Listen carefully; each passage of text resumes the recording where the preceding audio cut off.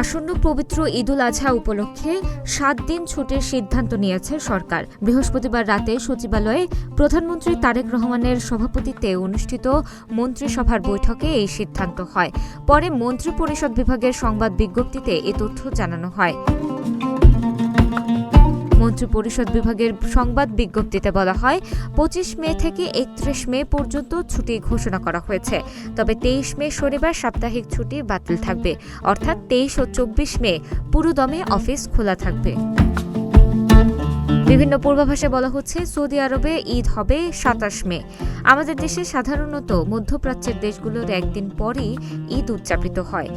সেই হিসেবে আগামী 28 মে বাংলাদেশে পবিত্র ঈদুল আজহা হওয়ার সম্ভাবনা রয়েছে, তবে বিষয়টি চাঁদ দেখার উপর নির্ভরশীল।